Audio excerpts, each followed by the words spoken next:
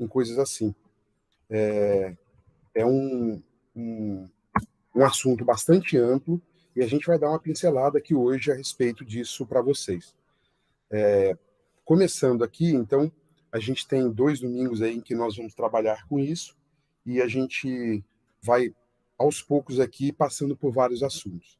Falando um pouco de mim, eu atuo já há mais de 25 anos com tecnologia e segurança da informação, segurança cibernética, que é um nome, passei por algumas empresas de mercado. Tem aqui no LinkedIn, no final eu coloco um QR Code que foi preparado para isso. Aqui tem a parte de licenciamento, né, que é a distribuição não comercial, ou seja, uma vez gravado, isso pode ser redistribuído desde que não haja fim comercial, né? E é a licença que nós vamos trabalhar hoje aqui. Bom, alguma coisa interessante aqui é a gente alinhar a expectativa. O que significa isso na prática? A gente tem uma ideia de trazer conteúdo para um público bastante heterogêneo, em idade, informação e tal, então é importante que isso seja levado em conta. Eu tentei criar algumas informações, quando falei com o Wagner a respeito, para que isso fosse acessível a muitas pessoas. Ou seja, tentar trazer um conteúdo que, embora muito relacionado à coisa técnica, não ficasse técnico estritamente e tanto quanto possível afastado do técnico. Então a gente vai falar de boas práticas, de como o conhecimento pode ser disseminado em termos de bom uso de tecnologia, e eu quero despertar em vocês, se tudo correr bem aqui, uma consciência crítica, vocês verem como existem coisas no dia a dia da gente que passam despercebidas e que são importantes de ter atenção. E não é objetivo nosso trabalhar com coisas de psicologia, psiquiatria, direito. Por que eu estou falando isso? Porque isso aparece distribuído ao longo do assunto, mas não é o nosso alvo principal. Se a gente conseguir despertar o interesse de vocês em relação ao assunto e permitir que isso aconteça como meta, assim, a gente chegar ao final e o pessoal tiver uma visão sobre como isso é importante ou que tipo de coisa está envolvida aqui, o objetivo vai ter sido atingido. O que a gente vai procurar evitar, pessoal? Juízo de valor. Existe muita coisa que não é boa e algumas coisas interessantes, mas a gente não vai aqui entrar no mérito de que quanto isso você faria ou não faria. Não vamos entrar muito nisso, porque, de alguma forma, isso acaba abrangendo uma série de áreas e que pode criar uma discussão. O objetivo principal aqui é trazer algo que crie uma análise crítica, consciência crítica, tá? Estou mostrando aqui na esquerda. E qual é a ideia? Principalmente, ver quando você precisa usar um recurso de internet e quando há uma falta de noção, há uma obsessão. Separar esses dois lados. E do outro lado, separar o que é paranoia, o que é, às vezes, desvia na interpretação da realidade, a pessoa fica paranoica, está excedendo, seja para o sim ou para o não, para muito ou pouco, e uma questão de personalidade, de privacidade. As coisas que estão na internet muitas delas são da pessoa, são pessoais, são privadas, e ela não se dá conta disso. E aquilo pode ser usado até contra ela. Então, uma série de exemplos são trazidos aqui e não considerem coisa individualista, não considerem que eu estou falando algo de algum de vocês, mas sim, basicamente, exemplos mesmo para funcionar. Como é que é o formato da gente? A gente vai ter diversos slides aqui, típicos de uma apresentação. As datas são anteriores e recentes. Por que isso? Eu quero mostrar que algumas coisas vêm de muitos anos. Não parece, mas vêm de muitos anos. E eu tentei ficar no horizonte de 5 anos para cá, principalmente. Algumas coisas até anteriores, vocês vão ver. Mas a maioria dos exemplos são de 5 anos presentes. 5 anos e 2021, 22, 17, 18 para cá. Tá? Cada um dos slides tem no alto aqui, ó, vocês devem estar vendo, algumas coisas de conceito, de fato, de sugestão e de provocação. Tá essa corzinha em cima. E cada um deles tem um propósito diferente. Então, um conceito a gente vai explicar como alguma coisa funciona. Um fato é exemplo, coisa que aconteceu, coisa já acontecida, coisa que está acontecendo repetidamente para alertar. Sugestão, alguma indicação sobre um autor ou uma pesquisa, e uma provocação, uma espécie de charge, alguma coisa para chamar atenção, fazer uma brincadeira, embora o assunto seja sério, dar uma quebrada no gelo ali. E a gente começa exatamente com uma. Hoje em dia, a gente está perto de ter tecnologia de quadrinho, né, de filme, essas coisas. Mas como é que a gente usa? A gente usa de um jeito adequado ou a gente usa de um jeito meio banalizado? A gente está vendo aqui a imagem do Batman, mas em vez de pedir socorro, alguém manda mensagem para levar alguma compra, alguma coisa para casa. A gente vai fazer essas quebras com algumas brincadeiras desse tipo. Vamos entrar, então, em parte mais conceitual. Na internet, isso daqui não esgota, a gente vai ver outros slides depois que falam de várias coisas, mas aqui tem algumas das principais redes sociais do mundo, algumas. Mesmo as principais, já não consegui colocar tudo nesse slide. O que é interessante ter em mente? Que tudo que vai para a rede social parece a verdade absoluta. Não é. Quando eu falei análise crítica lá atrás, tem a ver com isso. O que é, só para vocês terem ideia de coisas que estão acontecendo? Tem muita discussão acontecendo para defender uma corrente ou outra com base em desinformação, informação errada, distorcida. Isso é uma das coisas que a gente vai trazer aqui. Segunda, deepfake. Eu só comento aqui, deepfake foi um assunto que não entrou no material devido à amplitude dele. Mas é uma mudança de realidade. Você consegue gravar o rosto de uma pessoa, a boca de uma pessoa, a voz de uma pessoa e não é ela. Eles fazem montagem, pegam o rosto real, pegam a voz real, fazem montagem em uma máquina com inteligência artificial, cria uma realidade que não existe. Ou seja, parece real e não é. Deepfake é isso. E a pessoa aparece falando uma coisa que ela nunca falaria ou que ela nunca falou, e parece ser ela.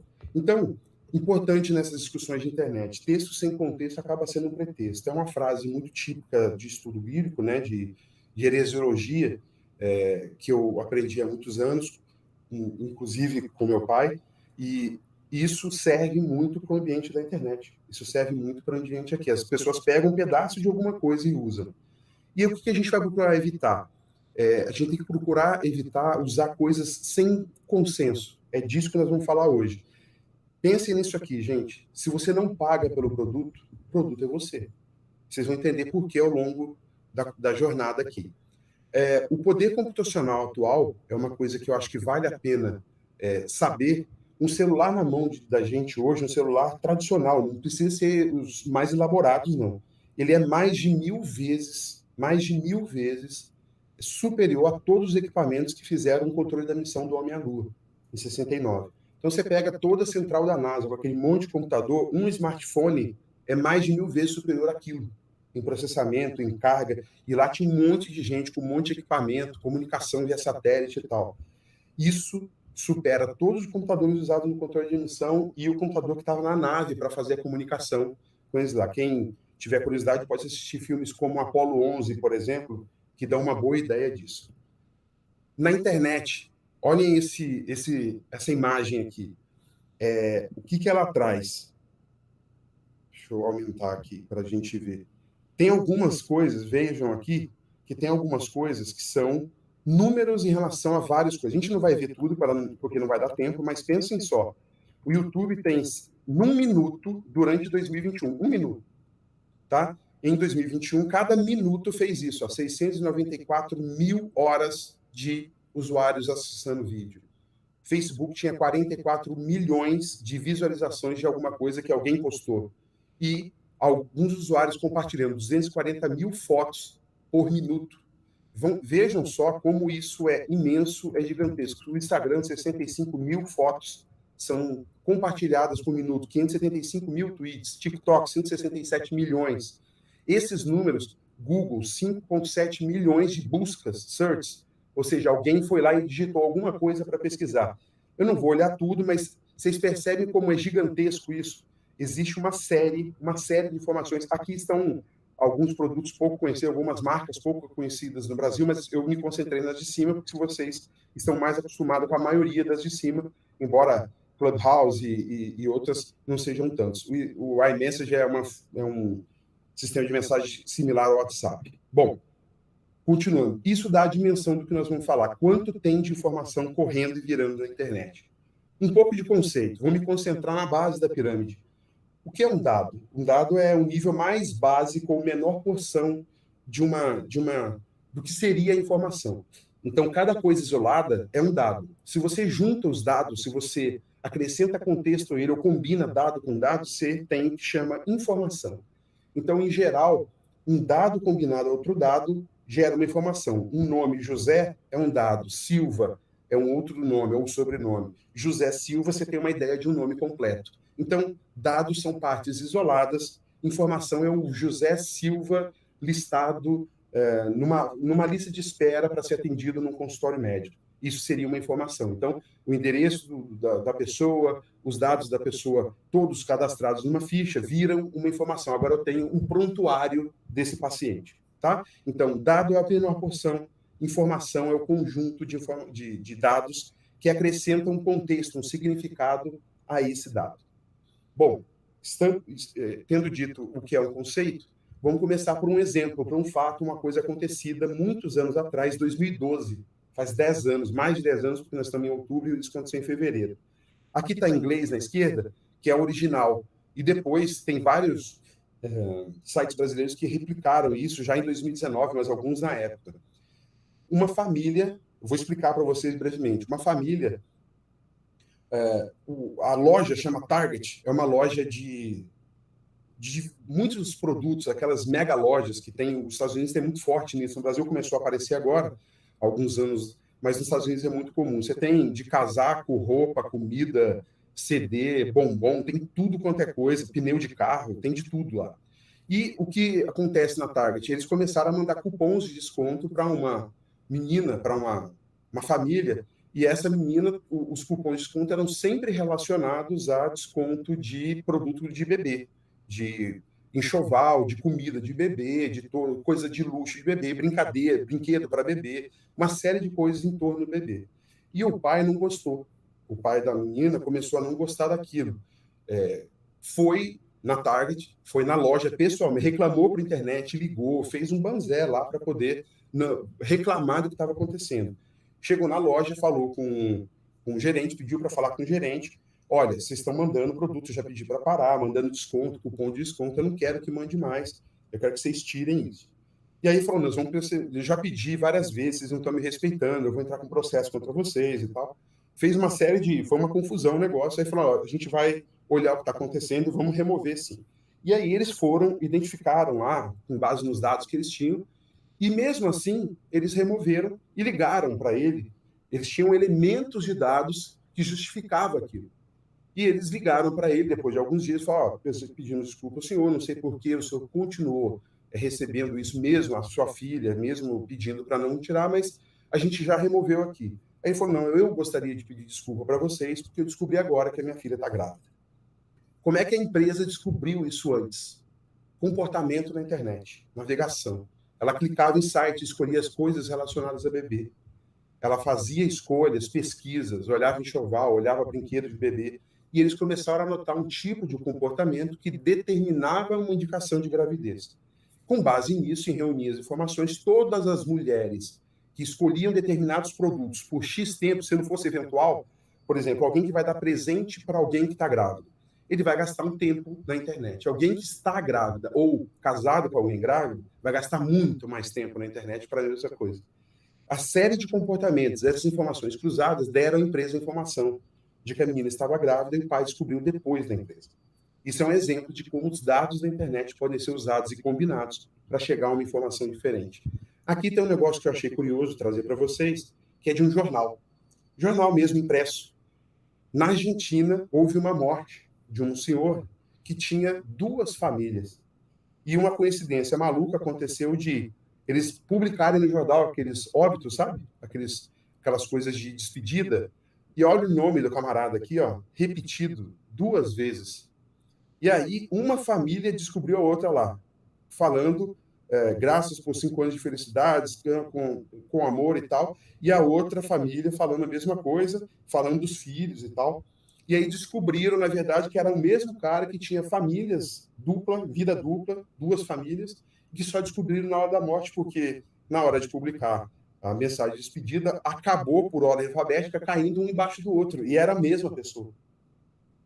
Esse é outro exemplo de que informação não precisa estar na internet necessariamente. No Brasil, ela chegou pelo G1, num blog que chama Planeta Bizarro, que mostra essas curiosidades, essas maluquices, mas não precisa ser isso, gente. Num jornal, a informação publicada levou à identificação de que havia uma traição pós-morte, foi descoberto isso, mas o fato é que houve. Isso foi em 2014. eu não sei quanto dá para ver dos textos, algumas datas são pequenas, mas aqui uma provocação, de novo, uma charge, que é o consumismo que tem tomado conta, e ele está muito atrelado à era da internet, né? As propagandas de televisão, eu não sei se vocês já tiveram a curiosidade de observar isso, elas mudaram por causa do modelo de propaganda da internet. A internet revolucionou isso, porque a propaganda da internet ela é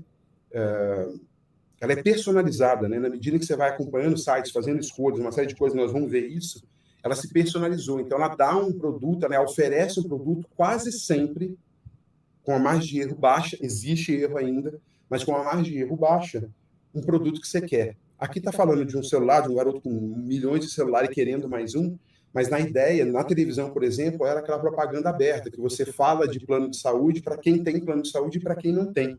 Você fala de um carro para quem tem carro e para quem não tem, para quem nem tem condição de comprar aquele carro. É uma propaganda de nicho, aberta, por exemplo. A propaganda de internet é de nicho, ela é direcionada, ela é específica, com base nos dados que a gente acabou de falar, no cruzamento que a gente falou agora sobre a gravidez.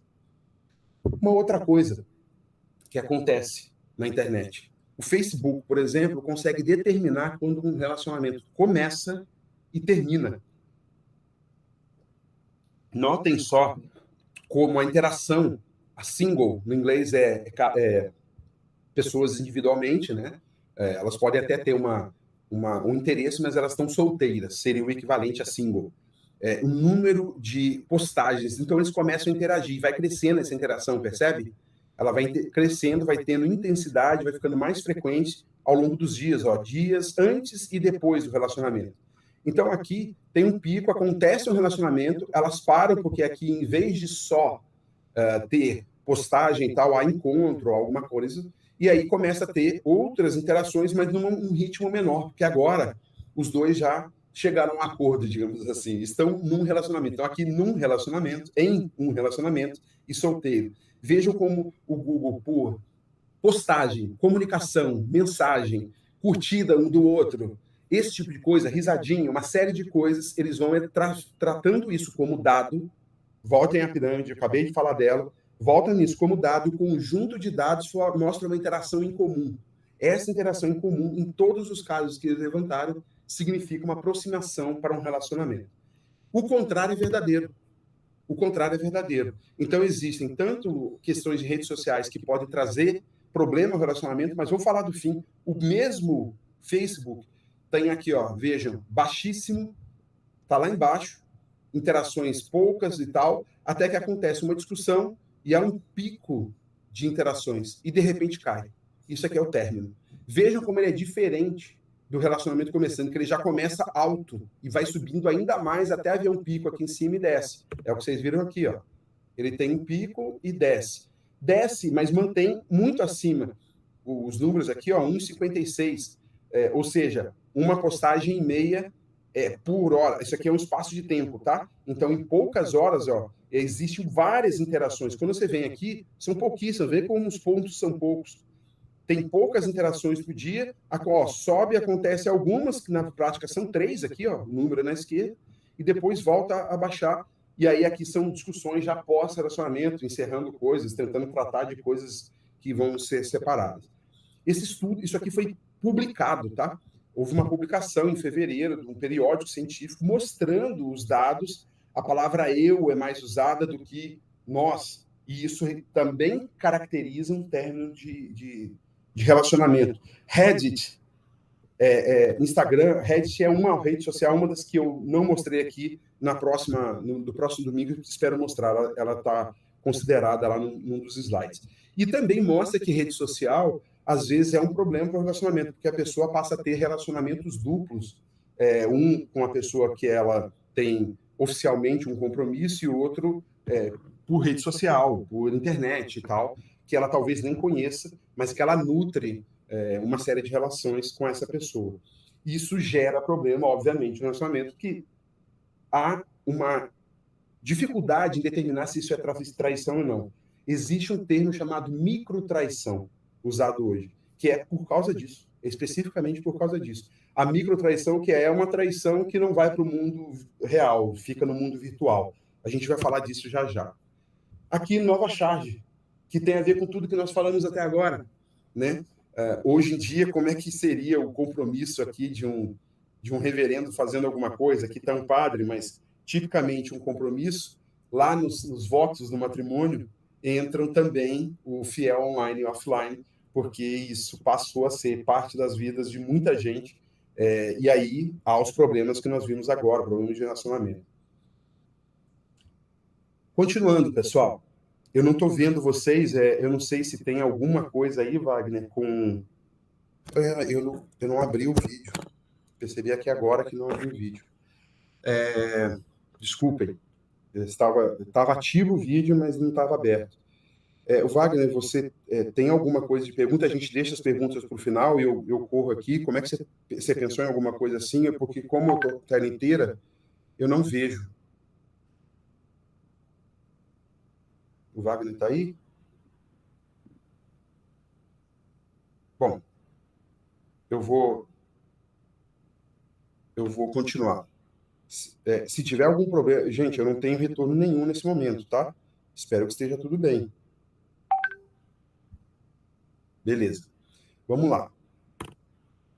Aqui um outro conceito. Esse conceito, ele tem a ver com dado. Comecei a falar lá na pirâmide. A primeira estrutura é o dado isolado, depois a informação é o conjunto de dados, mas o dado, qualquer dado, ele tem o que a gente chama de ciclo de vida e tem vários tratamentos que você faz. O que é o tratamento? É o que você faz com o dado. Então, quando você começa o dado, você coleta, você cria. Imagina alguém que está pesquisando no IBGE, no Instituto de Pesquisa. Ele chega, aborda uma pessoa e coleta aquele dado. Aquele dado não existia para ela e isso foi coletado. Então, ele começou a existir na prancheta, na planilha, no que for da menina, do pesquisador, do rapaz, da moça que está pesquisando.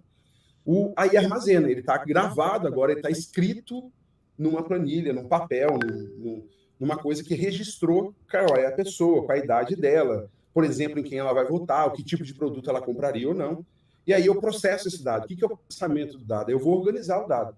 Eu vou juntar todos os homens, todas as mulheres, eu vou juntar por idade, de tantos anos até tantos anos. Então, eu estou processando, eu estou organizando, eu estou trabalhando o dado que existe agora na minha mão, que foi armazenado. Eu pego tudo e trabalho com ele. Isso tudo é tratamento. Eu transfiro o dado. Eu posso pegar o dado e falar, olha, os pesquisadores, no meu exemplo do IBGE, cada um está numa cidade do estado de São Paulo. Eles vão mandar todos para a capital de São Paulo, onde está a sede do IBGE, e você vai conseguir organizar esses dados melhor. Então, transfira o dado. E depois, em algum momento, eu deveria apagar esse dado, descartar esse dado. Isso é a parte que todo mundo esquece. Excluir dado é uma coisa que ninguém faz como prática. Todo mundo pega uma informação importante, às vezes nota fiscal, e joga no lixo inteira. Não picota, não tem picotador, pode rasgar na mão, separa partes dela. Não, ali tem dado da sua vida, tem CPF seu, tem endereço, tem telefone, tem uma série de coisas, tem o custo de um bem que você comprou, de um produto que você comprou, tem a origem da empresa que te mandou, então você já sabe qual é o tipo de produto que a pessoa pode comprar. É isso que a internet faz. Quando você compra um produto, o que eles estão fazendo? Eles estão vendo você clicar em mais produtos de tênis preto do que de tênis branco. Então, eles vão começar a te bombardear de informação com tênis preto. E aí eles começam a perceber que se tênis preto te interessa, uma camiseta preta pode interessar, um short preto pode interessar. Eles começam a te bombardear com isso. Como é que eles sabem disso? Pelo seu interesse. Foi você que disse para eles. Eles não adivinharam isso. É o seu comportamento no uso da rede que determina que isso vai acontecer. E esse dado, para eles, nunca vai ser apagado. O que a gente faz na nossa casa, no nosso escritório? Também não apaga. Vai acumulando pasta de informação, dados. Ou, ao acumular e querer descartar, não dá o devido descarte. Ali tem dado que determina o seu comportamento. Que se alguém tiver interesse em pegar, pode fazer. Então, isso é preocupante. E aqui vem um alerta. Conceitualmente, existem fases, são 5 fases do ciclo de dado, comumente. Existem alguns lugares que destacam 6 fases do ciclo de vida do dado, mas comumente 5. E elas cobrem do começo ao fim da vida do dado. Mas o mais comum é que ele nunca chega ao 4º estágio, ao 5º estágio. Ele só faz os 4 primeiros e fica armazenado, fica guardado, fica jogado sem o devido cuidado. E as empresas podem usar isso. Na sua casa, pode ter um monte de nota fiscal que você jogou e fora e está se arriscando, mas na empresa aquilo é útil, aquilo é dado que ela usa a favor dela. Exemplo, na internet, com esse negócio do Covid e tal, aconteceram muita gente postou que estava tomando vacina. Vocês devem lembrar disso. Muita gente postou. E muita gente postou que não devia. Teve gente que postou... vou lembrar de alguns casos que eu peguei aqui, que nem apareceram aqui no exemplo, mas uma pessoa fotografando a si na porta de um centro médico, de uma escola que foi usada para a vacina, né, pegou um casal se beijando atrás, que não era um casal, que era o esposo de um e a mulher do outro. E postou na internet, e o cara, em vez de ver a pessoa que está postando a sua saída da vacina, a entrada da vacina, pegou o casal lá com o caso no fundo. Isso aconteceu. Outras coisas foi publicar a carteirinha de coisa. Esse aqui é um exemplo claro. E isso aqui é um negócio tão sério, tão complicado, que o general Heleno, ele é do governo, né? Ele é do gabinete institucional, é um gabinete que cuida de uma série de coisas de informação do próprio governo, troca essas informações. Aliás, o publicado até ficou destacado para cá, vocês estão vendo, ele está duplicado, mas ele estava falando que deu negativo no teste dele e tal, só que ele pegou isso e publicou na internet. Ele publicou o boletim dele inteiro, vejam aqui. Todas as informações dele, vou dar um zoom aqui, olha só. Aparece o nome do médico, aparece onde era, qual era o hospital, aparece a data, o CPF dele. Estão vendo? O nome dele completo, Augusto Heleno Ribeiro Pereira.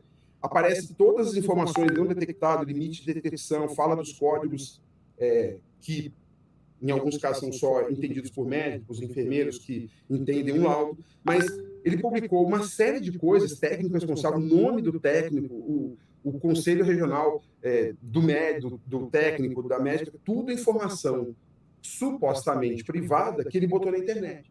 O que as pessoas fizeram? Gente, isso aqui teve consequências. As pessoas saíram cadastrando ele em partido político contrário. Ele botou a informação, pegaram. Quem são os adversários do partido do governo atual? Pegaram e começaram a colocar os deles. Tinham tudo. Para a pessoa se filiar a um partido, ela faz uma inscrição numa página do partido. Pegaram as informações dele e começaram a colocar nos partidos contrários à ideia dele. E ele começou a ter um bombardeio de informação que ele não tinha sabido, que ele não tinha cadastrado, ele não tinha feito nada, mas ele deu a informação e os mal-intencionados pegaram aquilo. Isso foi pouco para ele. Posso garantir a vocês, tem casos muito mais sérios e severos. Isso foi uma brincadeira, o pessoal chama de trollagem hoje, né? Troll vem do inglês para brincar, para bagunçar, para criar alguma brincadeira ali, e fizeram isso com ele, com os dados dele. Podiam ter feito compra no nome dele, o que é pior, e que existe casos que a gente vai ver aqui. Nesse caso, meramente, o prontuário dele aberto virou informação para ser cadastrado em vários sites políticos contrários à ideia dele. Esse outro aqui é coisa de internet. É muito comum acontecer isso. Gente, é comum mais do que vocês imaginam. Eu faço uma pergunta reflexiva. Eu não tenho retorno de som de vocês, mas pensem vocês aí. Quando vocês vão viajar, vocês vão sair de casa, vão deixar a casa vazia. Todo mundo já deve ter feito isso em algum momento da vida. Você sai na rua e grita para todo mundo que você está viajando. Você vai em cada vizinho e fala assim, você pega a rua, todo o quarteirão que você está, a rua, o quarteirão de cima, o quarteirão de baixo, vai dar o quê? 50, 60 casas, dependendo de onde você mora? 80 casas, se for quarteirões muito cheios, vários quarteirões em volta, 100 casas. Você sai de uma em uma falando que você vai viajar? Você sai de uma em uma dizendo, tô fora de hoje até daqui 2 meses, ou 1 mês, ou 1 semana. Tô viajando agora. Você faz isso, mas na internet faz. A pessoa fala, estou viajando, estou chegando ao aeroporto, estou saindo do aeroporto estou indo para o restaurante, estou voltando do restaurante. Ela posta na internet. A vida dela inteira está na internet e ela, sabendo que isso não é uma prática, mas quase uma ostentação, eu diria, postagem na internet beira muito a ostentação, beira muito a mostrar alguma coisa que a pessoa quer ser, embora muitas vezes não seja, ou às vezes até mas quer explorar esse lado. Então a polícia fala muito de dica de casa, tal. Tem uma série de conceitos antigos que não existem mais, né? As pessoas saíam para viajar e deixavam a luz acesa. Aquilo mostra justamente que não tem alguém ali. Carta acumulando em porta, correspondência acumulando em porta, jornal, esse tipo de coisa. Então, ônibus, por exemplo, até empresa de ônibus tem passado por golpe online, porque as pessoas vão comprar, postam, e aí você compra uma nova passagem no nome de alguém que disse que ia viajar e se apresenta antes dela. Ela posta uma passagem e fala assim, eu vou viajar dia tal. O cara vai lá, com os dados dela que ela postou, uma série de informações, ele pega aquele dado e troca, altera a passagem para o nome dele, vai lá e viaja no lugar dela, se apresenta antes. E aí a pessoa chega depois e não pode usar o benefício. Ela pagou, ela fez tudo, o cara não pagou nada, ele só trocou o dado, se apresentou como sendo tal e usou a passagem. Isso acontece. Aqui, a mesma coisa em termos de passagem aérea. Vejam só que as passagens aéreas, elas têm um monte de código. Passagem aérea tem código de barra, tem código aqui, ó, vejam aqui. Esse pedacinho que está aqui, ele está exposto maior aqui, ó. E tudo isso aqui é código, aqui está coberto, porque a Lufthansa é uma empresa aérea de transporte de pessoas e cargas alemã. Muito grande a Lufthansa. E eles têm várias etiquetas para fazer o transporte das coisas. Então, tudo aqui são exemplos relacionados a esse negócio das etiquetas e passagens, as pessoas postando passagem. Isso aqui, gente, se é um código de barra, você tem informação ali. Quando você manda um leitor passar um laser, aliás, eu estou com um laser que ele faz isso, né? Ele dá uma corrida aqui no código. Quando isso é lido e interpretado, aquilo significa alguma coisa, tem uma informação por trás ali. Então, ele vai dar um número, ou ele vai dar um endereço, ou ele vai dar a origem e o destino, saiu de tal lugar e vai para tal lugar para uma empresa aérea. Isso é extremamente útil. Ó, saiu de tal lugar e vai para tal lugar. Então, eles têm uma rota, sai da cidade X na Alemanha, vai para outra cidade na França e da França vem para o Brasil, por exemplo. Então, eles têm a rota da carga toda em código. E isso é fundamental. A passagem aérea é exatamente igual, ela tem código, ela fala qual é o portão de embarque, ela fala qual é a origem, qual é o destino, qual é o seu assento, muitas vezes. Hoje em dia, assentos são vendidos à parte, então as empresas aéreas cobram por um assento, mas não importa. Aqui tem um assento, olha lá, 36E. Hoje em dia não se fala muito em assento, porque a pessoa escolhe no momento do embarque, né? Se ela quiser escolher antes, ou muito próximo do embarque, se ela quiser escolher antes, ela vai pagar uma taxa por isso, uma forma das empresas ganharem mais dinheiro como se elas não ganhassem. Mas o fato é que pode não ter o seu cartão de embarque, mas você vai entrar no avião. Você pode não ter o assento, mas você vai entrar no avião porque você tem cartão de embarque. Então, é muito comum as pessoas postarem que estão viajando, que estão indo, que estão voltando, qual é a passagem, ida, volta, uma série de coisas que alguém pode se apropriar daquilo. E existem casos de apropriação. É chamada apropriação indébita, mas ela acontece. Você deu informação para um mal intencionado reverter aquilo a favor dele. GPS, todo mundo conhece a sigla. É o Sistema de Posicionamento Global, que identifica onde um avião está, por exemplo, onde um carro está. A gente usa isso em vários aplicativos hoje em dia. Mas existe algo equivalente que chama GDS. O GDS ele tem a mesma característica do GPS, grosso modo, só que é aplicada à distribuição de transporte, a distribuição de encomendas, entregas, esse tipo de coisa. Existe uma distribuição, diz um sistema que posiciona o caminhão de entrega, os aviões de entrega, globalmente. É como se fosse o GPS só voltado para sistema de entrega. E parte desses códigos tem a ver com isso. O cara sabe em que local vai estar algum produto, porque as empresas têm sede de distribuição, têm centro de distribuição espalhados pelo país, pelo mundo, para poder facilitar. Então, ela leva o produto para lá, aquele produto é entregue naquele país, depois sai de carro, sai com van, com caminhõezinhos para distribuir na localidade. As informações todas passam por esses códigos. Então, publicar uma passagem, publicar o seu produto. Chegou um produto agora, você tem o código de barra dele, aí você pega, eu já vi gente fazer isso, ou postar inteiro, tem o código, tem o nome, tem tudo, igual o General Heleno fez, acontece isso. E tem uma outra coisa, o General Heleno é só um exemplo, tá, gente? Vocês vão ver aqui que ele não é caso isolado, ele deu uma bobeira. O que estranha no caso dele é a posição dele, mas muita gente faz isso, vocês vão ver já. Muita gente, é muito comum. E na postagem, o cara vai, eu já vi o contrário, ele vai e risca o nome dele, risca o endereço, não tem nada, ele posta. Olha o produto que eu recebi agora. Coloca o produto e o pacote do produto do lado, fotográfico e bota na internet. Só que o produto está com código de barra ali.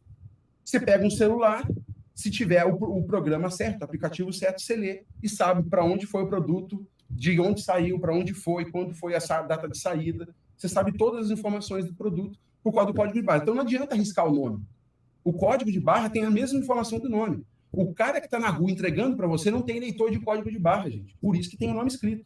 Mas nos centros de distribuição, o cara bota um código de barra aponta, aperta o negócio, ele lê na hora, bota no produto e fala, vai para a van amarela, vai para a van azul, porque a gente vai distribuir pelos bairros que eles vão. Lá é muito mais rápido, ele não vai ler um a um e falar assim, é fulano de tal do bairro tal, não. Ele bota um bip, aperta aquela pistolinha, dá uma lida, vai para a esquerda, vai para a direita, distribui, vai para o caminhão azul e para o caminhão amarelo. É assim que funciona. No dia que o cara está na rua, ele não tem essa pistolinha. Daqui a um tempo vai ter. Nos Estados Unidos é muito comum ter, tá? FedEx, DHL, que existem no Brasil, representações dela, mas nos Estados Unidos é muito forte. Essas empresas, elas têm o cara que dirige o caminhão com um equipamento que lê, e aí ele confirma se a entrega está correta, não faz tudo na mão. No Brasil já conseguem fazer isso com celular, tá? Deixa eu acelerar porque estou gastando muito tempo por slide. Novamente, uma provocação. O cara tem um monte de amigo na rede social, se é que isso é amigo, e não tem ninguém para conversar. Então, as relações têm se tornado bastante superficiais. Olha aqui o exemplo que eu falei agora. Já tendo gasto um tempo ali, vou ser mais breve aqui. Vários tipos de código de barra, percebe? Cada um tem uma característica. Ó, esse aqui tem do lado do zero maior, esse é antes do zero. Esse é linear, não tem nada. Esse tem alguns no meio, separando as fases. Significa que o 777431 é só esse pedaço do código. O 02 é só esse pedaço. Aqui tem códigos maiores e menores. Aqui, um grande código de barra. QR Code, código QR é um código específico. E código tem lógica. Nota fiscal tem código hoje em dia. Nota fiscal tem código. Esse site aqui, o eFarças, depois eu vou falar dele em algum momento, mas é um site bem interessante. O pessoal fica conhecido, o DANF, é uma sigla que determina o documento auxiliar de nota fiscal, que é o documento usado para transportar mesmo. Você está transportando esse produto de onde é, para onde vai? Por que você está transportando isso? Você pode? O cara que é da empresa de logística pode apresentar o DANF e falar, eu estou tirando da empresa tal e indo para lá. Nota de entrada ou de saída, tá vendo? Geralmente o DANF é uma nota de saída porque a empresa emitiu para alguém transportar e levar até o endereço de destino. Mas isso tem uma lógica. Rapidamente, um código de barra do tipo EAN, por exemplo, ele é com essas barrinhas que vocês conhecem, tipo esse aqui, ó, de baixo aqui, ele está aqui em cima. Nesse caso, ele significa um telefone, tá vendo aqui? São Paulo 113181 e eu apaguei o resto. Tá? Ou seja, se eu aperto a pistolinha ou um leitor, uma câmera, que leia esse código, ele vai botar na tela o número do telefone. Eu dou descarga e ele liga. Outra coisa, pode ser um produto, no mercado usa-se isso. Cada estrutura do número tem uma coisa. Vejam lá, o país que foi gerado são os primeiros números. Todo o número 789 é do Brasil. Se tivesse 789 escrito no número do código de barra, ele foi produzido no Brasil. E aí tem a empresa que produziu uma série de seções da empresa, áreas da empresa, porque uma empresa pode ter várias divisões. Ela produz vários tipos de produto. Está nessa parte aqui. O produto especificamente está nessa parte e um código, um dígito verificador que amarra um número que é calculado em cima do conjunto de números, tem uma série de contas que você faz, ele gera um dígito verificador. Isso acontece em vários números oficiais. O CPF, os 2 últimos dígitos são cálculos dos 9 anteriores. Cartão de crédito, a gente vai ver já a mesma coisa. Então, código verificador, dígito verificador, ele é baseado numa lógica de números anteriores. QR Code, a mesma coisa, a informação da versão, do formato, da correção do dado. Cada um dos quadradinhos na lateral tem um motivo lá, a posição do código. Então, os pontinhos que estão dentro, alinhados para a esquerda ou para a direita, em relação à posição, determinam dados diferentes. Alinhamento, sincronização. Então, quando você lê um QR Code, olha como são todos diferentes.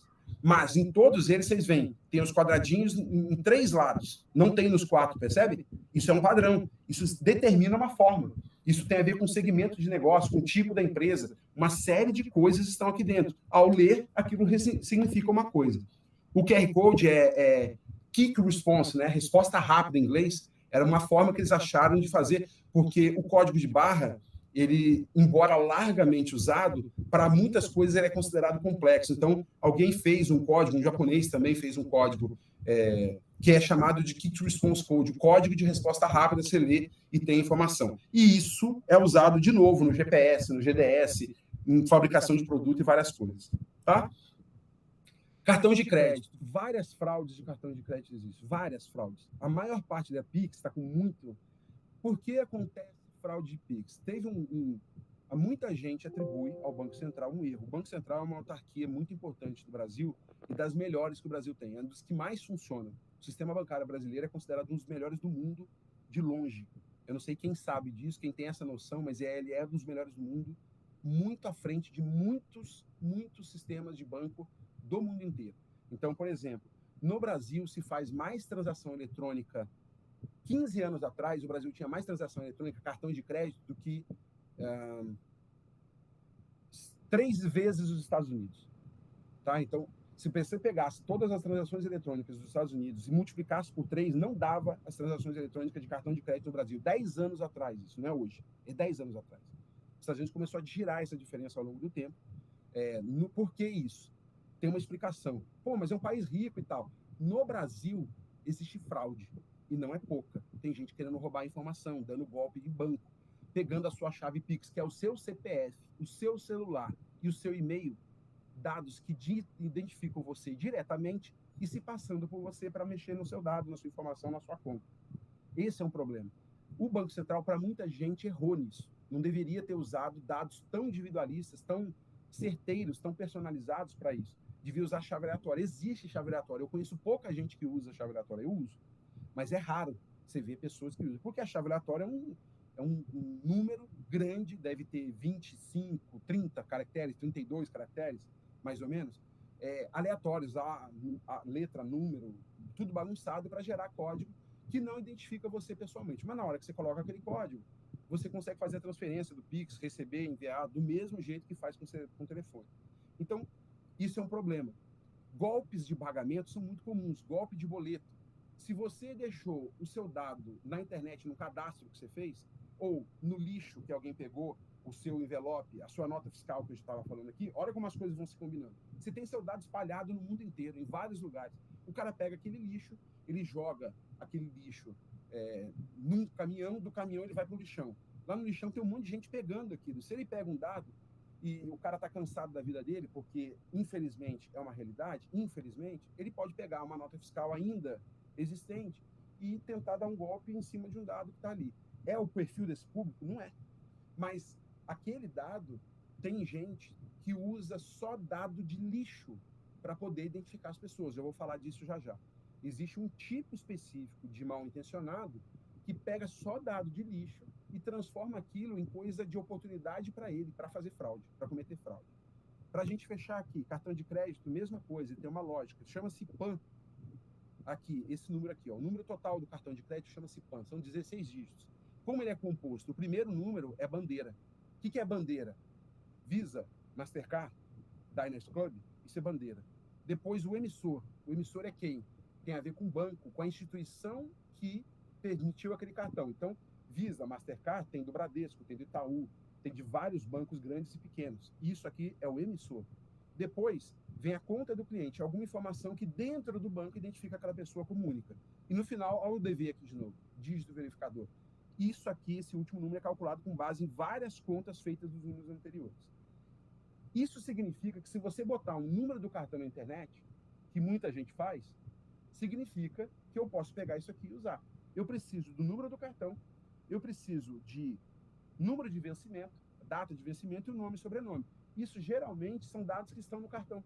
No próprio cartão, quando você tem um cartão de crédito ou de débito impresso, eles têm a mesma lógica. Tem a bandeira, tem tudo e tem esses números. Esses números precisam de mais 3 itens para ser feita uma compra sem ele na mão. 3 números é banal você conseguir com tentativa e erro. Ele dá exatamente 1000 números, de 000 a 999. Qualquer um desses números, entre 000 e 999, vão ser o dígito, o CVV, que é o código de verificação que é feito para uma compra não presencial. Quando você compra na internet, você não está com o cartão em mão, mas você coloca exatamente esses dados. Esse PAN, o vencimento, o nome e o CVV. É aquele código que fica escondido geralmente atrás do cartão. Só tem uma empresa, que é a Diners, que tem 4 dígitos. A maioria das empresas tem 3 dígitos.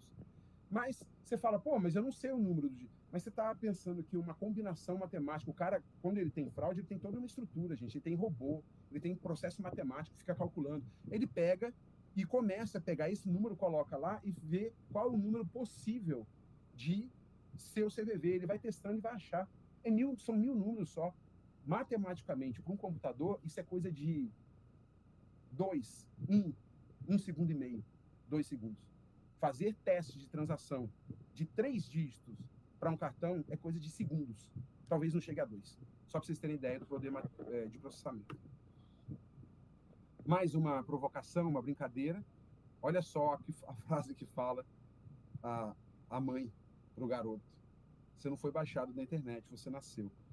O Jamie Oliver, que tem programa de televisão, alguns de vocês devem conhecer, um cozinheiro britânico, ele fez uma pesquisa para começar a ensinar as crianças sobre comida nas escolas britânicas. Ele foi em Londres, começou por Londres, depois foi para os arredores de Londres, foi espalhando, um projeto que deu muito certo, em que ele vai lá e passa um dia com as crianças explicando o que é alimento e cozinhando comida saudável para as crianças. Porque as escolas britânicas pegam muita coisa pronta, né? Muito embalado, muita nugget, né? Aquela coisa de uma carne, um prensado de carne de frango, de resto de carne de frango e tal. E aí ele foi fazendo. E aí ele começou a descobrir que quando ele pegava a batata in natura, a batata com casca, tirou da terra, lavou a batata e põe no mercado, pegava aquela batata e colocava em cima da mesa para explicar para as crianças como cozinhar, as crianças não sabiam que era batata. Elas desconheciam. Aí ele pegou o saco de batata e colocou em cima. Aí as crianças sabiam que era. Aquelas batatas em filetes já para fritar. A criança só sabia que era batata descascada em forma de palito. Se você desse a batata in natura, com a casca, aquele fruto da terra, elas não sabiam o que era. Só para vocês terem ideia de como a informação vai mudando ao longo dos anos e as pessoas têm cada vez mais acesso à informação e são menos interessadas em conhecê-las. São mais incapazes de discernir. Isso aqui está falando de vazamento de dados. Vazamento de dados é uma praga, é um negócio que está muito alastrado. Então, houve no começo do ano passado um vazamento gigante de mais de 220 milhões de pessoas. Alguns chegam a falar em 240 milhões. O Brasil, hoje, é estimado em 222 milhões de pessoas. O censo está sendo feito. Estão fazendo o censo agora. Esse ano foi um ano em que se retomou o censo. Deve estimar os números, mas se estima, sem o censo ter feito, com o censo lá de trás, o último censo, que haja em torno de 220, 222 milhões de pessoas. Isso aqui, esse número é mais ou menos o que tem de país. O que significa isso? Que eles têm dados de pessoas, inclusive, e algumas estimativas falaram em 240 milhões, que tem dado de pessoa morta. Falecidos estão na base de dados que foi vazado. Descobriram que era um garoto, um moleque, sem o que fazer, de Pernambuco, que fez isso. Descobriram, ele tinha lá os interesses dele, de mostrar que ele era capaz e tal, então ele acabou querendo fazer esse tipo de coisa, mostrar habilidade. Muitos hackers são motivados por demonstração de habilidade, outros por ganância financeira. Esse moleque aqui, aparentemente, ele entrou para provar que ele podia. E outros pegam os dados para vazar. Entra e fala assim, eu vou mostrar que eu sou capaz, eu vou pegar os dados e vou ganhar dinheiro em cima dos dados. A Netshoes acabou acontecendo, ela foi invadida, acho que 3 vezes nos últimos 5 anos. A Netshoes é uma empresa de venda de artigo esportivo, tênis, essas coisas, que vocês devem conhecer, e que passou por isso. E ela foi condenada a pagar 500 mil por vazamento de 2.500 mil por cliente, para deixar claro, de 2 milhões de clientes. Porque o caso dela foi reincidente, foi piorando, e aí chegou ao STF, ó. A Polícia Federal e o STF acabou entrando na jogada, porque não foi um caso isolado, aconteceu e parou. Como foi o caso, vejam aqui, da CVC e Submarinos, que é agora, recente. Aconteceu final do ano passado, alguma coisa assim. Submarino Viagens e CVC é de uma mesma empresa. Ela tem várias empresas de viagem e houve vazamento lá, houve dados. E eles disseram uma coisa que é interessante: a companhia disse que as reservas em embarques não foram afetadas.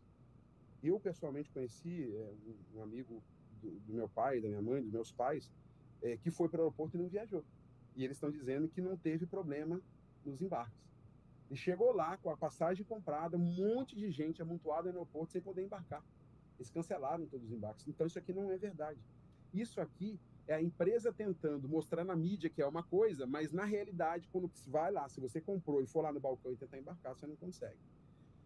A Enel perdeu dados, uma subsidiária em Osasco, perto de vocês aí, perto de mim, inclusive. Eu moro em Osasco, não estou em Osasco agora, mas moro em Osasco.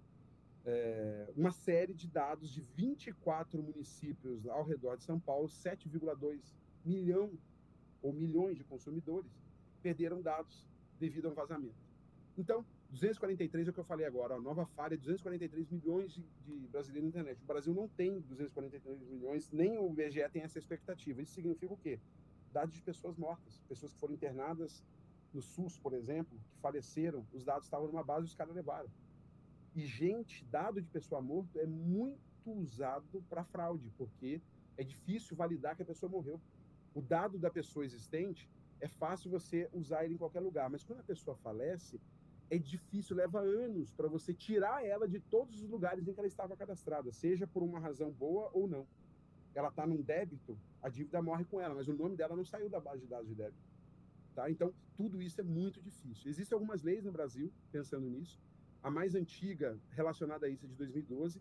Ela recebeu o nome de Carolina Dickman, porque ela foi usada como referência, porque as pessoas roubavam os dados, ela botou o celular dela para consertar numa loja, o cara pegou os dados dela íntimo, fotos dela com o namorado dela e tal, que ela não tinha exposto, mas que estava no celular, como ela levou para resgatar o celular, para ligar o celular, porque não ligava, o cara fez isso, ligou e pegou todas as fotos e ligou para ela para fazer chantagem. Ó, se você não me pagar, eu vou expor essas fotos aqui.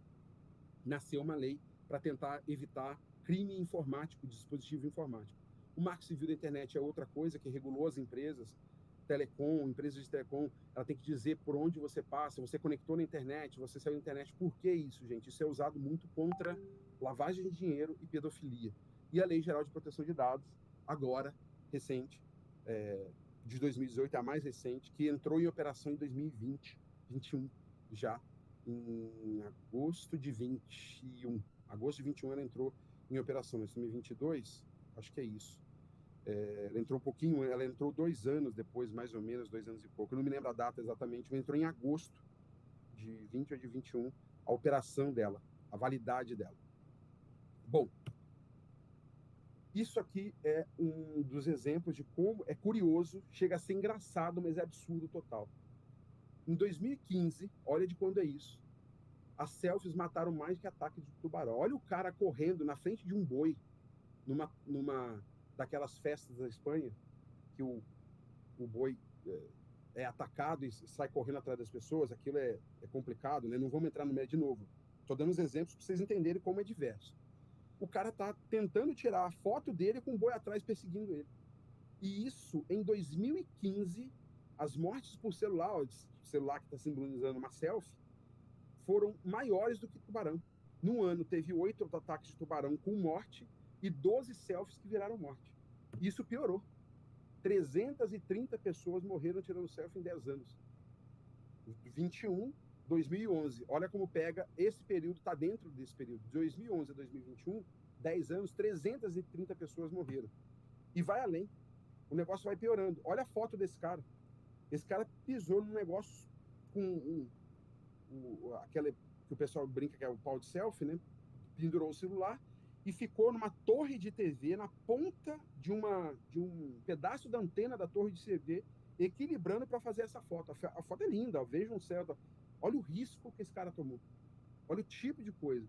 E tem no Brasil, Praia Catarinense está entre os 10 lugares mais perigosos do mundo para fazer uma foto. Tem um lugar lá que você vai chegando, que é difícil chegar, que é lindo, que papapá.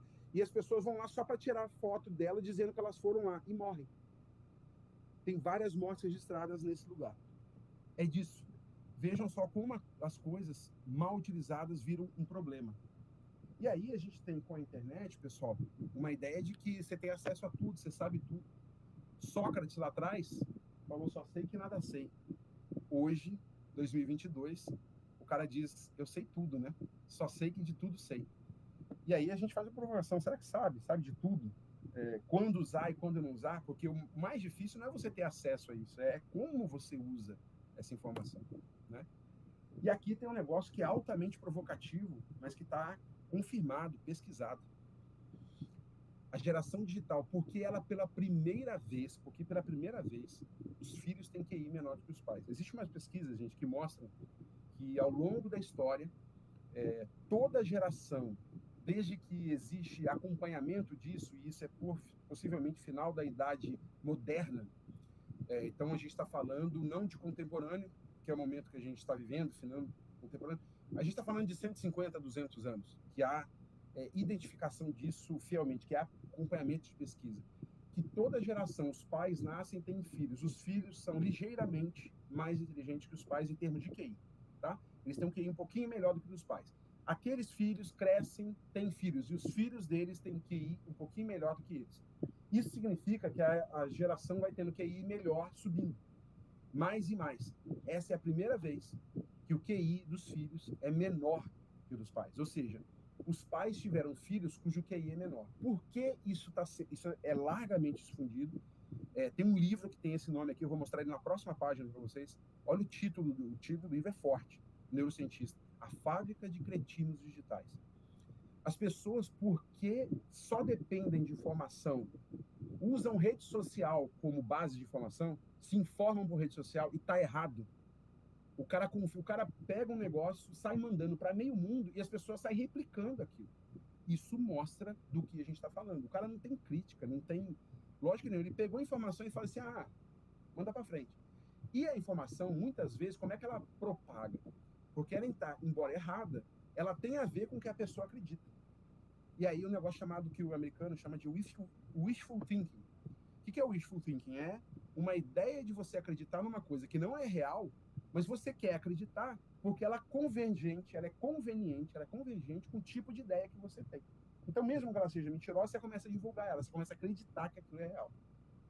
Isso não tem um nome no português, é como se fosse confiança cega numa informação errada. Fica longo demais. O termo wishful thinking é pensamento de wishful, de algo elaborado, de uma ideia, de um desejo que você acredita no desejo. É como se fosse isso. Acreditar no desejo. O termo em inglês tem a ver com isso, wishful thinking. E ele traz essa ideia aqui. No slide seguinte, é o cara. Esse cara aqui, esse pesquisador francês, é um diretor de um instituto de saúde nacional. O livro original é esse, ó. E ele já chegou ao Brasil com esse título aqui. Então, La Fabrique du Crétin Digital é o nome original e a Fábrica de Cretinos Digitais é a tradução do livro dele para o português, falando dessa pesquisa intensa que ele fez e mostrando por que o QI está diminuindo. Porque as pessoas têm muito mais acesso à informação do que tinham 10 anos atrás, 20 anos atrás. Vocês viram, meu primeiro slide foi sobre isso. Quantas informações são publicadas em YouTube, Instagram, Facebook, tudo ao mesmo tempo, num minuto, durante 2021. 2022 não fechou ainda. Mas aquele número, eu tenho certeza, ele vai subir. Porque como ele não é calculado por dia, eles somam todos os dias, divide pelos 365 dias do ano e tem uma média. Foi isso que foi feito em 2021, é isso que remete àquele slide. É um negócio anormal, absurdamente grande de imaginar a quantidade de informação. Tudo ali presta? Obviamente que não, só que as pessoas estão deixando de ser críticas, estão deixando de entender o motivo pelo qual aquela informação é importante ou não, é útil ou não, não confronta nada, não verifica se aquilo está certo, pega e repassa. E a falsa informação começa a disseminar, começa a ficar um negócio realmente absurdo. Continuando, deixa eu acompanhar aqui o tempo. E aí, isso aqui é bem típico lá. A pessoa está sendo assim, amarrada, né? Ela está virando um boneco. Ela faz, tá amarrado no pescoço e aqui na mão, vocês estão vendo? Qual é a ideia disso aqui? É dizer assim, você manipula, né? Não é meramente a ideia de enforcamento. É um enforcamento também, porque você fica enforcado pelo tipo de coisa, um nó. Mas aqui é a ideia de títere, né? De boneco que você mexe lá, as linhazinhas, e ele vai fazendo o que você quer. E as redes sociais, Google, Facebook, Twitter, tudo combinado, manipulando. Somos ótimos nesse tipo de nó. Estão vendo aqui? Essa é a ideia. Então, é uma provocação bastante... chama atenção a forma como ela é feita, mas ela é muito pertinente. E essa frase do Chinachique eu acho sensacional, é por isso que eu coloquei aqui.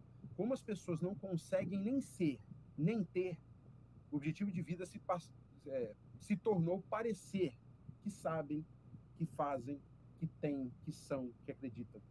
Então, ninguém nem é, nem tem, mas ela quer parecer que tem. O LinkedIn é uma fábrica disso. O LinkedIn é aquela rede social em que o cara bota uns 10 cargos acima do que ele é de fato. Né? Ele bota umas coisas assim elaboradíssimas. Ele é X. Ele bota X ao cubo com uma equação matemática que foi calculado por Bhaskara. E aí o título dele é esse. É uma coisa elaboradíssima. Você vai ver, o cara é uma coisa... Não é que é depreciativo, tá? Não é que a posição dele é depreciativa, é que ele quer elaborar em cima da posição que ele tem. É diferente, é o contrário. Não é assim, não, você é um Zé Ruela e tá se falando, não, o cara tem uma posição, às vezes, que nem é ruim, gente. Ele tem uma carreira boa, bem sucedida. Só que no LinkedIn, ele é 10 vezes mais sucedido do que a carreira de fato dele é. É isso que mostra parecido ao objetivo, se torna parecer que é, que tem, que sabe. Esse caso aqui, gente, ele é muito interessante. Ele é um caso antigo, ele é de 2012. Tá pequenininha a data, eu não aumentei essa. Deixa eu dar o zoom aqui para ver se pega para vocês. Matt Honan, dá para ver aqui que é 2012? Novembro de 2012, agosto de 2012. Esse zero aqui não é 8, tá? É aquele zero cortado, típico de revista que fala de hacker, dessas coisas. O zero é sempre cortado. Costuma-se, em segurança de informação e tecnologia, a gente usa muito o zero cortado para diferenciar do O, tá? Então, O maiúsculo e O cortado é zero. E aí, aqui está nessa linha. Matt Honan é um escritor da Wired. A Wired é uma revista que fala de tecnologia, voltada para tecnologia. Muito bacana. Já teve edição dela no Brasil, depois ela foi embora, agora dá para acessar só pela internet e tal. Numa época que tinha edição, revista mesmo impressa, eu cheguei a comprar algumas delas lá atrás. Era uma revista muito bacana. E o Matt Honan é um escritor. O que o Matt Honan fez? Matthew Honan, Matheus Honan. Ele, com o apelidinho dele de 3 letras, ele conseguiu, como ele está lá atrás, 2012, na época pregressa da internet e tal, ele registrou no Twitter o login dele como Matt, @Matt. Então, os caras escolheram ele para atacar por causa do login do Twitter dele. Foi esse o motivo que usaram para atacar o cara. Pô, que bonitinho esse... Eu sou Matthew também, Matheus, em inglês, e eu quero registrar o meu Twitter e eu não consigo, porque tem um monte de Matheus. Esse cara conseguiu o match, eu vou pegar esse Twitter dele. Foi isso, gente. Foi isso que motivei. Era bonitinho e o cara quis roubar do cara. Para isso, olha o que aconteceu. Escolheu o alvo, do Matt Honan, que era da revista Wired, obteve dados cadastrais na internet para depois poder fazer as validações que ele precisar. Então, a internet tinha um monte de dados do Matt Honan. Tem de nós hoje. Tem de todos nós. Alguns dados, por exemplo, eu que trabalho com isso, procuro evitar colocar na internet. E eles vão à revelia. As empresas pegam dados seus e expõem sem você querer. Imagina você querendo, porque em rede social, expõe o dado que você quer. Em alguns sites em torno da internet, os caras fazem isso. Se você tiver feito, por exemplo, um concurso público, seu dado está na internet.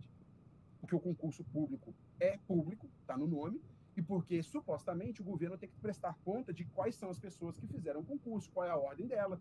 Não pode ser uma coisa escondida. Seu nome vai estar lá. Se você fez concurso público uma vez na sua vida, seu nome está na internet. Se você fez 10, ele vai estar 10 vezes, porque cada um dos concursos públicos, o site que corrige o concurso, que fala, essa questão foi assim, deveria ser respondida assado, pegou as informações e replicou. Então, ele vai duplicando, triplicando, quadruplicando. A informação de um concurso público está espalhada em 5, 7, 10 locais diferentes, para dar uma ideia.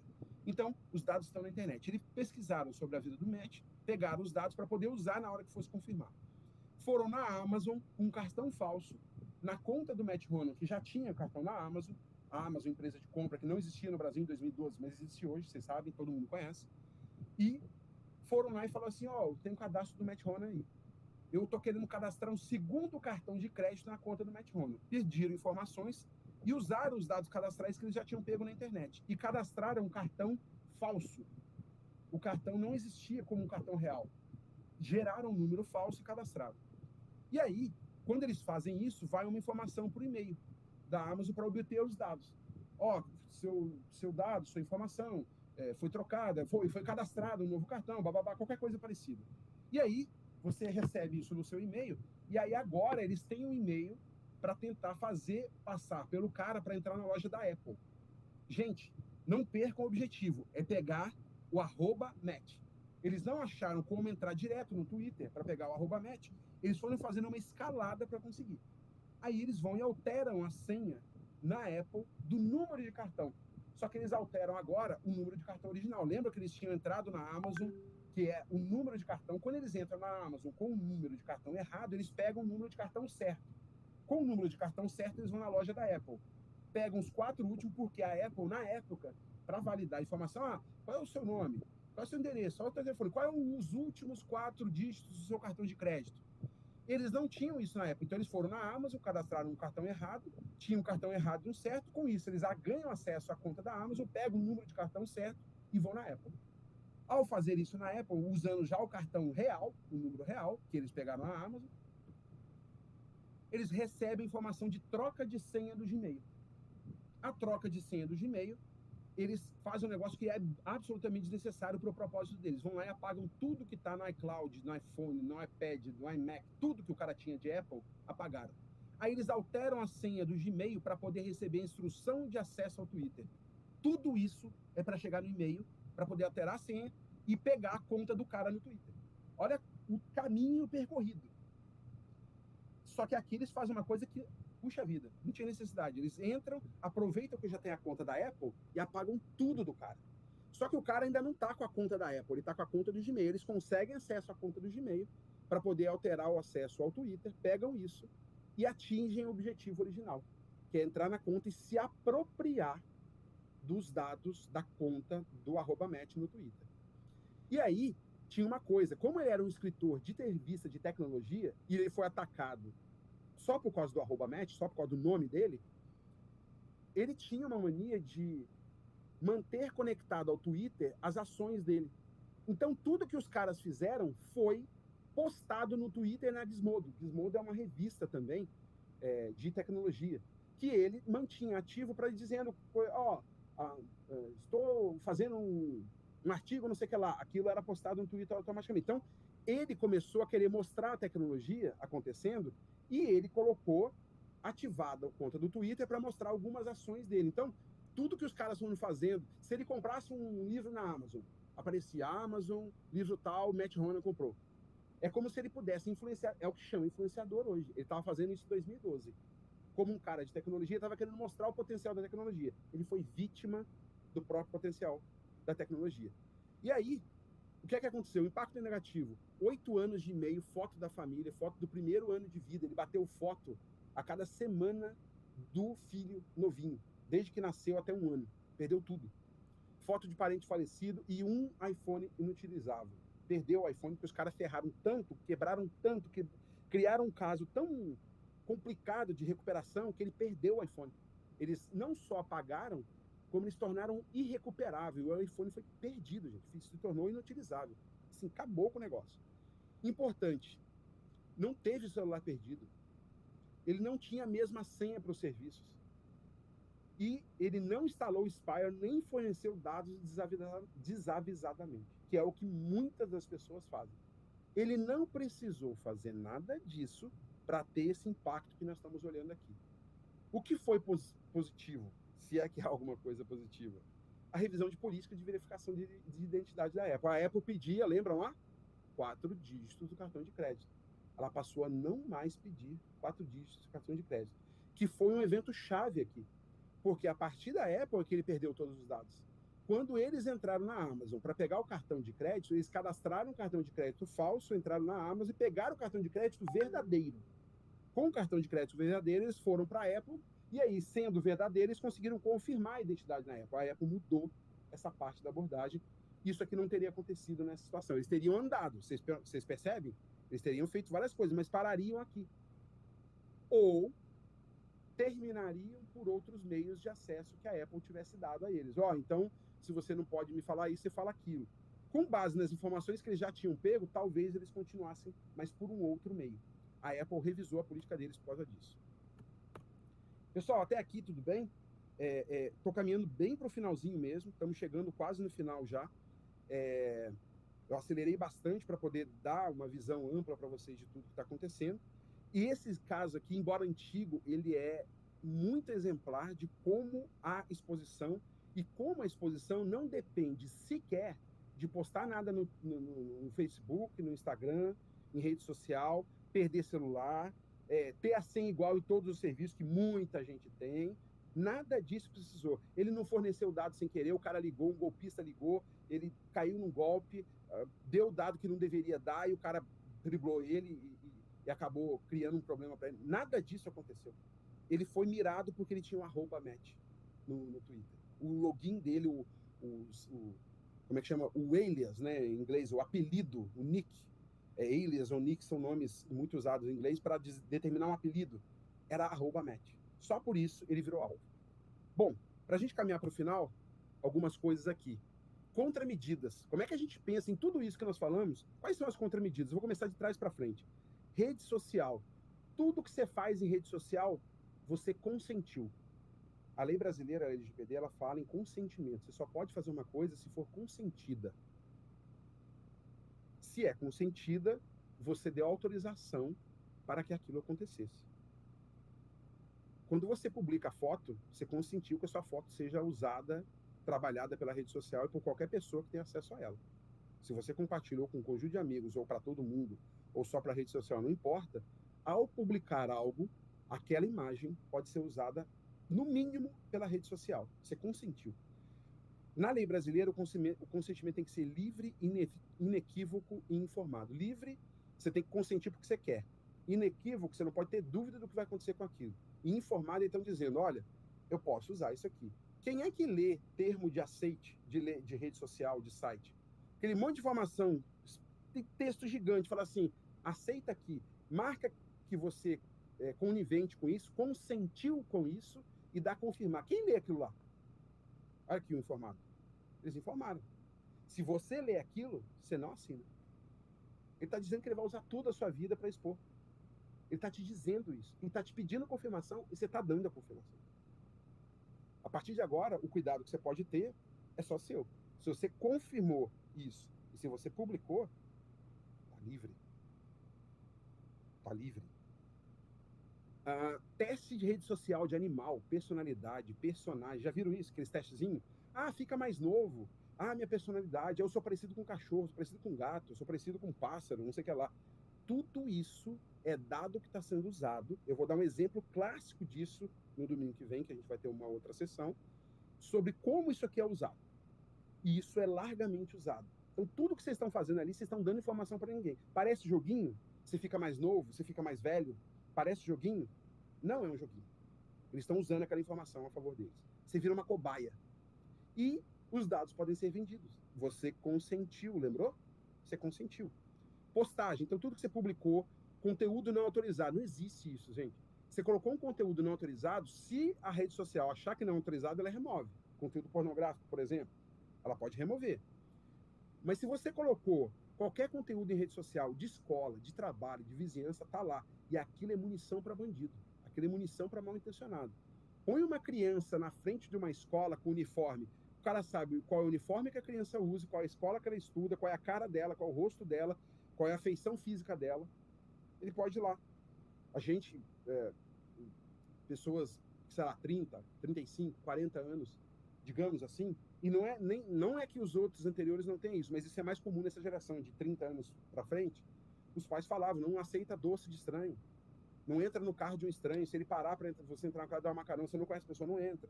Não deixa desconhecido entrar dentro de casa. É a mesma coisa, só que você está fazendo o contrário agora. Você está expondo seu filho, você está expondo seu sobrinho, você está expondo pessoas da família. É você que está expondo autorizadamente, com consentimento. Você assinou na entrada da rede social que pode. Você deu um marcar lá, não leu e confirmou que você aceita. Quando você fez isso no WhatsApp, você confirmou. Tudo que você fez em cada rede social, você confirmou. É seu, é confirmação sua para frente. Wi-Fi e Bluetooth são tecnologias que, quando você tem ativo no celular, geralmente as pessoas não desativam. O Bluetooth está ativado o tempo todo. Aí ele entra num lugar que tem Bluetooth, conecta no Bluetooth automaticamente, o cara pode roubar informações do seu celular, você nem sabe. Porque ele está no modo automático, ele procura, sincroniza e entra. Se não tiver um Bluetooth, se tiver um Bluetooth um pouquinho melhor, ele não entra automático, ele vai pedir uma senha dos dois lados para classificar. Mas se ele estiver sem esse impedimento, porque dá para fazer sem isso, ele conecta e acabou. Você está conectado, você nem sabe. Que é o parear. A pareação, ela tem a ver com o código dos dois lados. E hotspot, o cara vai para o aeroporto, vai para a lanchonete e conecta no Wi-Fi de lá. Tem gente que só fica em lanchonete, em aeroporto, roubando dado. É a profissão dele. Ele senta lá, na cadeira do aeroporto, conecta no hotspot do aeroporto, põe a máquina dele para poder puxar os dados e fica esperando as pessoas se conectarem e vai roubando, vai puxando e vai roubando. Aí o cara sai de lá, tem o dado do cartão de crédito, uma série de coisas roubadas e não sabe onde foi. Se você tem Wi-Fi no aeroporto, numa lanchonete, a tendência das pessoas é usar. Se você tem dados móveis, use o seu dado móvel. Cabine de avião, você entra, tem os dados do avião que você pode usar. Alguns cobram por isso. Viagens nacionais já tem algumas, internacionais é bem comum. Ó, se você entrar aqui na cabine, você pode usar a internet de verdade. Não é só a internet da rede de filmes interna. Mas a rede de filmes interna é uma internet, uma rede única, tá todo mundo acessando aquela rede. Se o cara tiver preparo técnico, conhecimento técnico, ele explora o celular de todo mundo que está no avião. É assim. Hotspot é ainda mais fácil. Hotspot é o acesso do aeroporto, né? De rodoviária, de lanchonete, de café, de tudo. Tá? Tudo que tem a ver com isso. Segundo fator de autenticação. O que nós estamos falando aqui? Contramedida. Como é que você faz? Você evita usar o telefone no Wi-Fi e no Bluetooth. Você evita postar publicação em rede social, conteúdo não autorizado. O que é conteúdo não autorizado, gente? É você expor alguma coisa que você não pediu. É o seu sobrinho, mas é seu sobrinho. É o do batizado, é filho do seu irmão, da sua irmã. Você dá presente para ele todo ano. É padrinho, é madrinha, não sei o que lá. Você falou com os pais?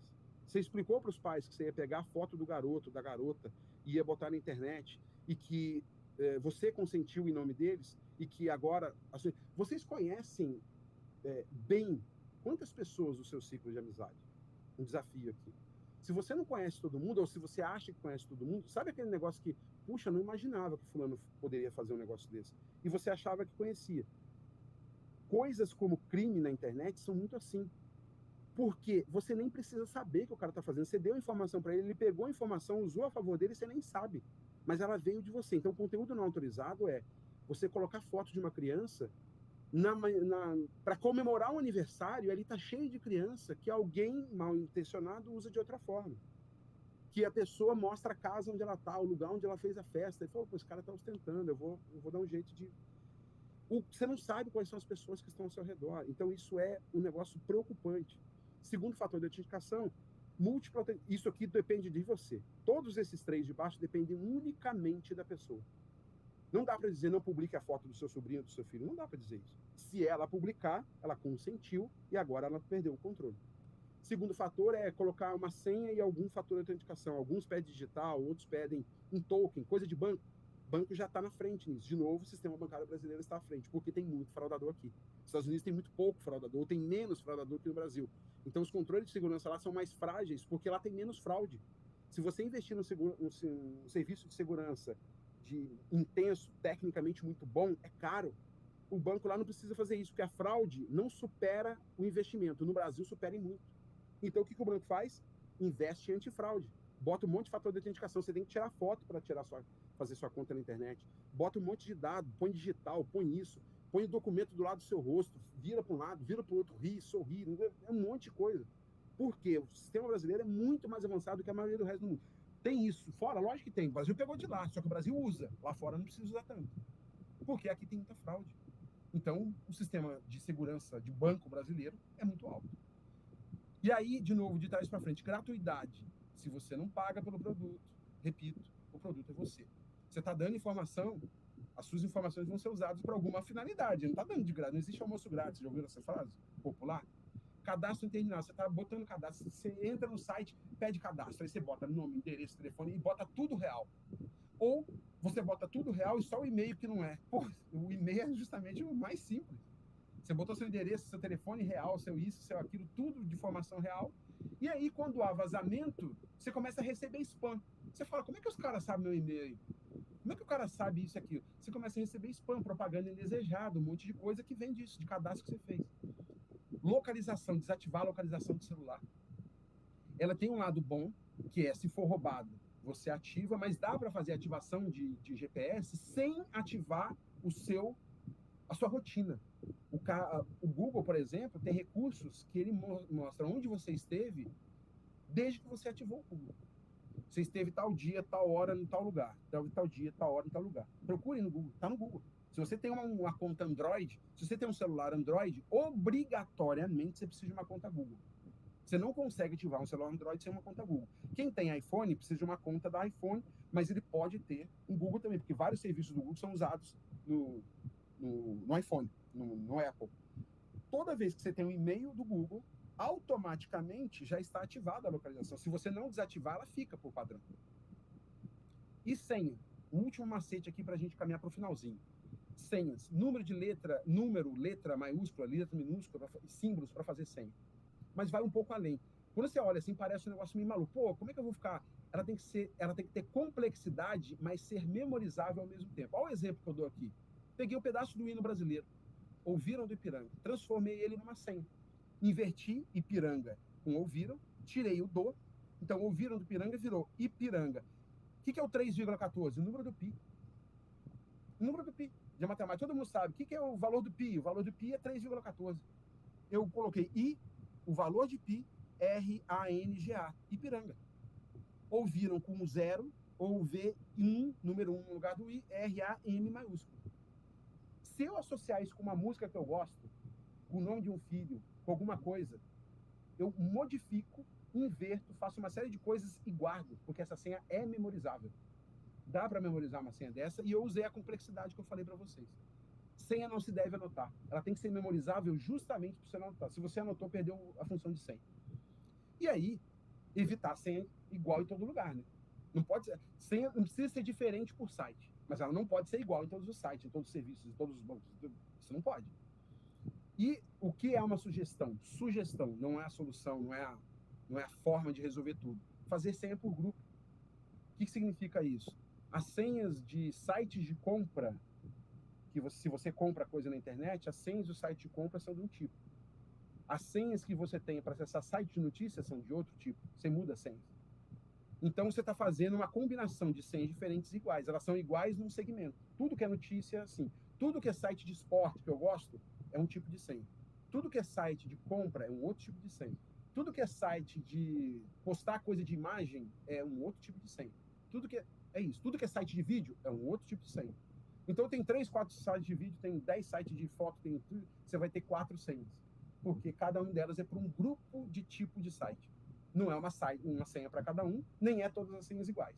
Mas cada um é memorizável e você consegue fazer. 3, 4 senhas é uma coisa que qualquer pessoa consegue, com hábito, lógico, não é automático, mas consegue guardar. 3 a 4 senhas é um padrão comum. Você segmenta, põe senhas diferentes. E a cada 2, 3 anos, você pode trocar. Não precisa trocar todo mês, toda semana, nem todo ano. Pode trocar a cada 2 anos. Se você faz grupos de senha a cada 2 anos, você consegue o seu objetivo. Para fechar, a última brincadeira, provocação do Bart Simpson. A culpa é minha e eu a coloco em quem eu quiser.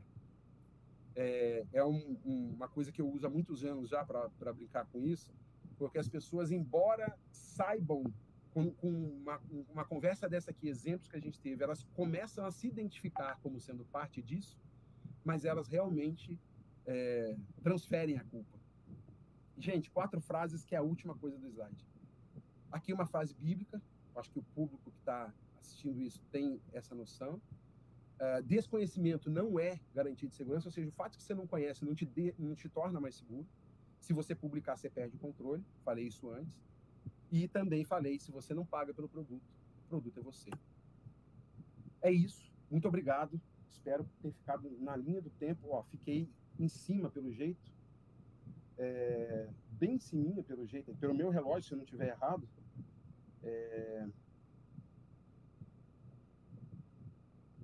Pessoal, ô Wagner, pega aí, você mandou aqui a mensagem.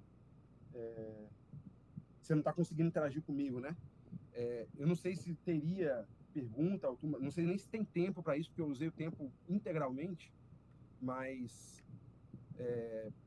eu tenho aqui, gente, deixando na tela, eu já estou encerrando, já encerrei praticamente. Tem alguns QR Codes que eu gerei aqui para algumas redes sociais, mas algumas eu não publico, outras estão aqui. Então, quem quiser, quem tiver interesse, fique à vontade. Wagner, está contigo. Eu vou até colocar no mudo aqui, eu vou deixar essa imagem na tela, mas eu vou colocar no mudo aqui para você poder fazer as considerações que você tem aí, porque eu não te ouço nesse momento. Deixa eu ver o que você escreveu aqui. Se tiver pergunta, você pega. Pessoal, obrigado. Então eu vou colocar em tela inteira, mas eu vou colocar no mudo. Deixa eu só fechar aqui.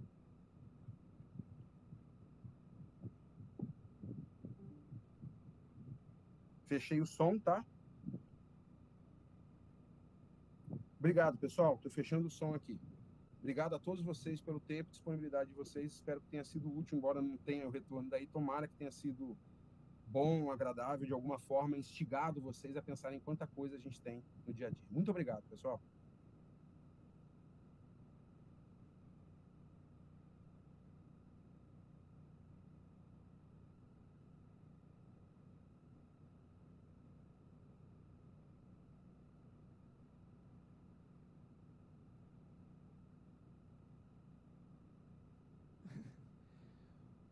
Mas é o seguinte, algumas considerações finais. Nós estamos muito mais expostos do que a gente imagina. Eu vou contar uma história muito rápida,